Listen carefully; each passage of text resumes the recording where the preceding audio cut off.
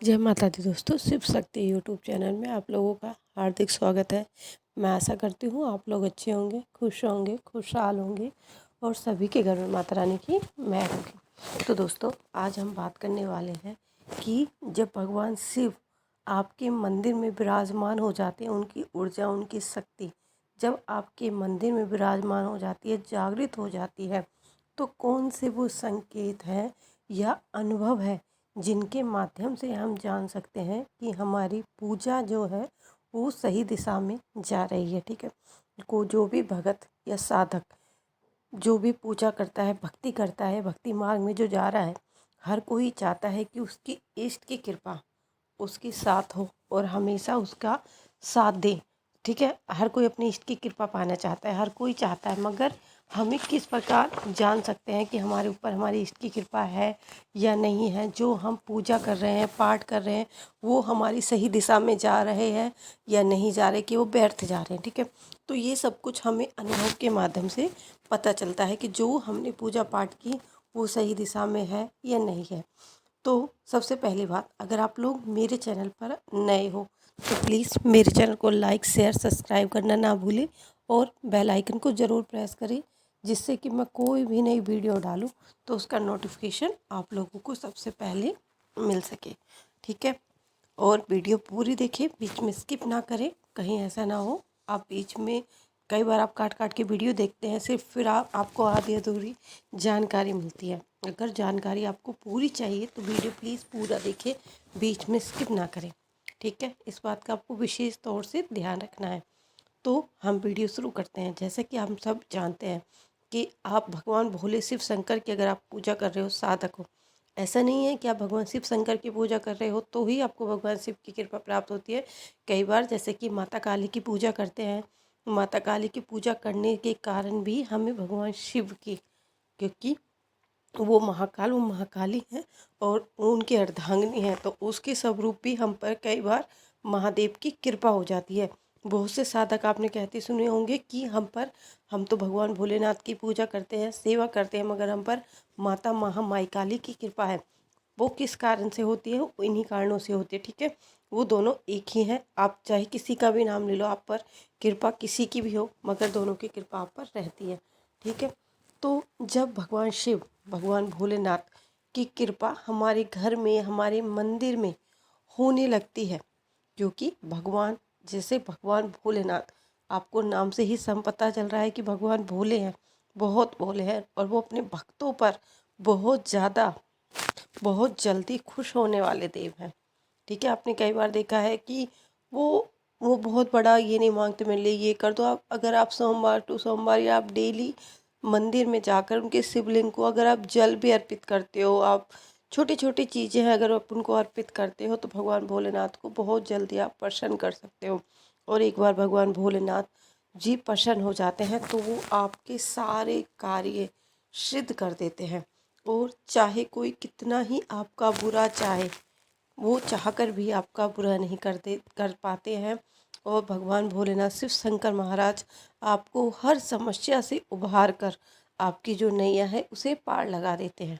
ठीक है, तो मैं आप लोगों को अनुभव बताने जा रही हूँ जिनके ज़रिए आप जान सकते हैं कि भगवान शिव शंकर भोलेनाथ की कृपा आपके मंदिर में विराजमान हो चुकी है।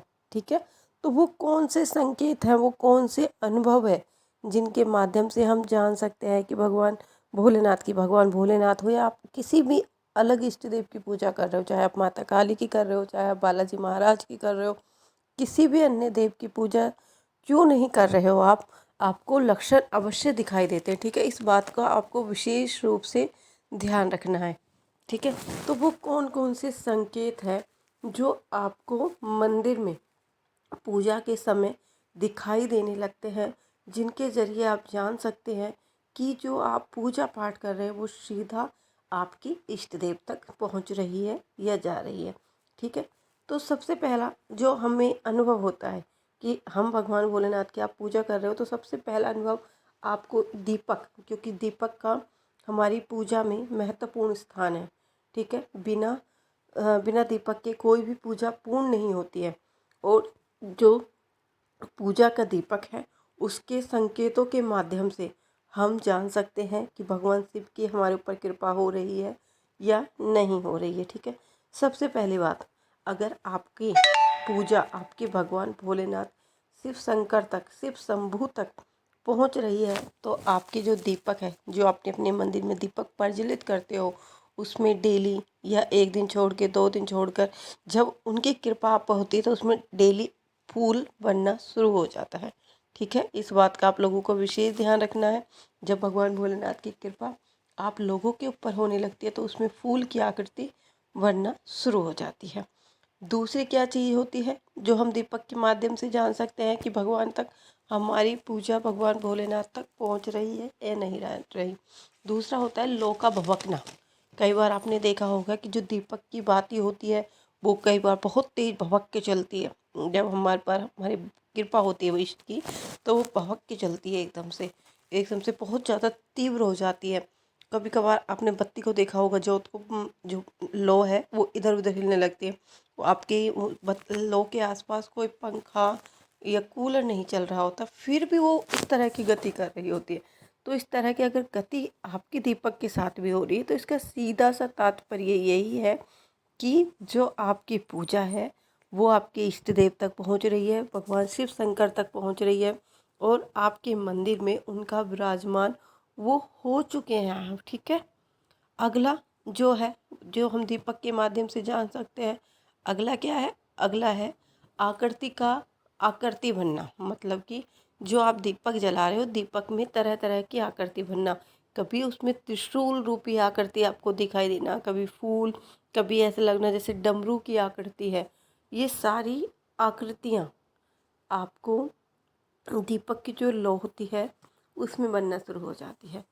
ये क्यों बनती है? क्योंकि ये हर किसी व्यक्ति, हर किसी भगत, ठीक है, विशेषकर हर किसी व्यक्ति के दीपक में फूल नहीं बनता, हर किसी के दीपक में त्रिशूल की आकृति नहीं बनती, डमरू की आकृति नहीं बनती, और ये सब आकृति हर किसी के दीपक में नहीं बनती।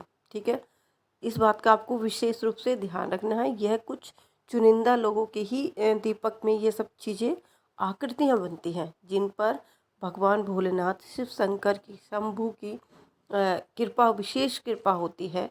उन्हीं के साथ ये सब आकृतियाँ वगैरह बनती हैं। हर किसी के दीपक में ना फूल बनते हैं ना आकृति बनती है। इस बात का आपको विशेष ध्यान रखना है। अगर आपके फूल में ये संकेत हो रहे हैं तो आपको खुश हो जाना चाहिए कि भगवान शिव शंकर भोलेनाथ तक आपकी पूजा पहुंच रही है, सीधे उन तक आपकी पूजा अर्चना जो आप कर रहे हो वो उन तक पहुंच रही है। अगला जो पूजा आप जान सकते हो कि भगवान शिव आपके मंदिर में विराजमान है या नहीं है। अगला जो संकेत या अनुभव है वो क्या होता है कि जब आप पूजा करने बैठते हो तो आपको पूजा घर में एक अजीब सी सुगंध आती है, खुशबू आती है।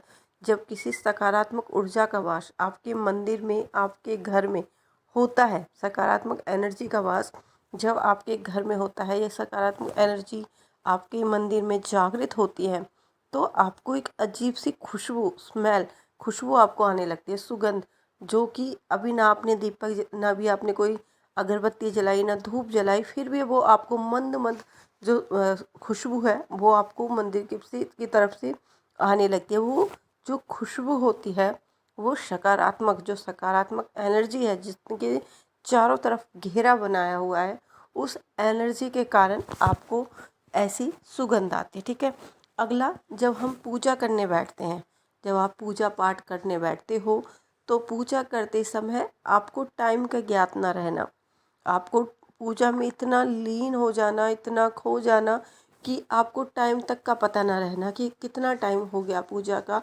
बस आप उसमें की भक्ति में लीन हो जाते हो। बस आपको लगता है कि मैं जितना हो सको अपने भगवान भोलेनाथ को उनकी आंखों में देखता रहूं, उनकी पूजा पाठ करता रहूं, उनकी अर्चना करता रहूं। जब आपके साथ ये सब कुछ होना शुरू हो जाता है तो उनकी जो एनर्जी है, जो उनकी ऊर्जा है वो आपके मंदिर में विराजमान हो जाती है। ठीक है, जब आप पूजा पाठ करते हो, पूजा पाठ करते समय आपने कई बार देखा होगा, अनुभव भी किया होगा कि आपको बड़ी बड़ी उपासियाँ आने लगती हैं, बड़ी बड़ी उपासी आपको पूजा के टाइम पे आती है। कई बार ऐसा लगता है कि आपको या तो सिर हिलाने का मन करता है, कई बार आपके साथ ये सब अनुभव होते हैं, ठीक है। ये सारे अनुभव आपको क्यों होते हैं? जब भगवान भोलेनाथ की कृपा आप लोगों के ऊपर होने लगती है, विशेष कृपा आप लोगों के ऊपर होने लगती है और भगवान शिव शंकर भोलेनाथ आपके मंदिर में विराजमान हो जाते हैं, तो यह सारे अनुभव, यह संकेत आप साधकों को, भक्तों को मिलने लगते हैं।